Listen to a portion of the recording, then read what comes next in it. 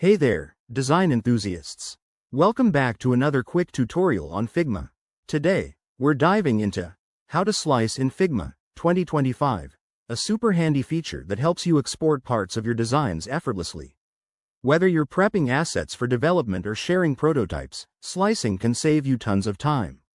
Let's jump right in. First things first, make sure you have Figma 2025 open and your design file ready. Start by selecting the element you want to slice. That could be an image, a shape, or even a group of objects. Once selected, head over to the top toolbar and click on the Slice tool icon. It's usually represented by a knife or scissor symbol for easy spotting. Now, in Figma 2025, they've made this even smoother with some new enhancements. After selecting the Slice tool, drag your cursor to draw a slice area around the part of your design you want to export. You can adjust the slice boundaries precisely using the handles that appear. Pro tip: hold down the Shift key to lock the aspect ratio and keep things proportional. It's a lifesaver for maintaining quality. Once your slice is set, right-click on it and choose Export from the context menu.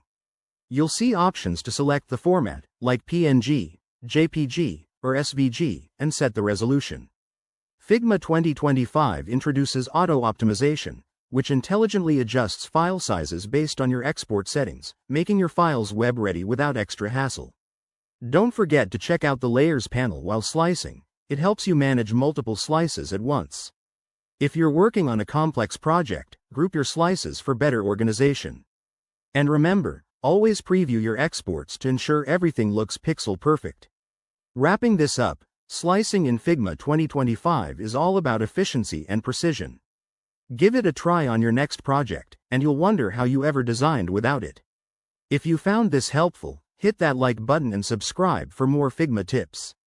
Thanks for watching, and see you in the next one.